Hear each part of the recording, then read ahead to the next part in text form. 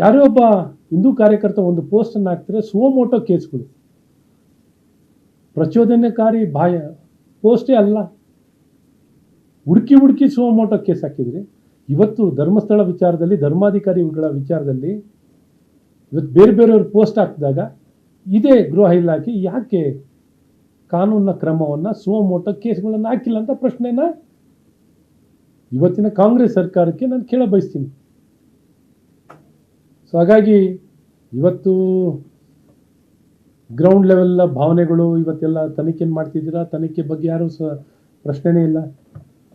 ತನಿಖೆಯನ್ನು ಮಾಡಿ, ಆದರೆ ತನಿಖೆ ಆಗೋ ಮುಂಚೆನೇ ನೀವು ಬೇರೆ ಎಲ್ಲ ಅನಾಮಿಕ ವ್ಯಕ್ತಿ ಇಂಥವ್ರನ್ನೆಲ್ಲ ಹಿನ್ನೆಲೆ ಇಲ್ಲದೊಂದು ಬಿಟ್ಕೊಂಡು ಎಲ್ಲ ಮಾಡಿ ಏನೆಲ್ಲ ಸಮಸ್ಯೆಗಳು ನಿರ್ಮಾಣ ಆಗಿದೆ ಅಂಥದ್ದು ಆಗಬಾರ್ದಿತ್ತು.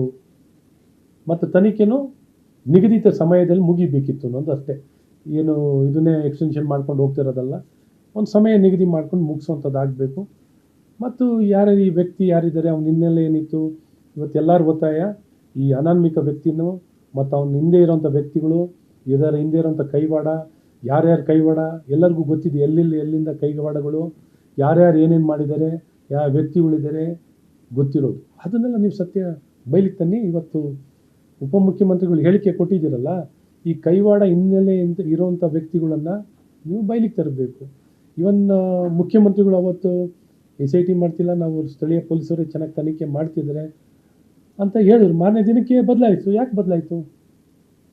ನಮಗೇನು ನೀವು SIT ಮಾಡಿದಂಥ ಏನು ಸಮಸ್ಯೆ ಇಲ್ಲ, SIT ಮಾಡಿದ್ದು ಓಕೆ, ಸ್ವಾಗತ.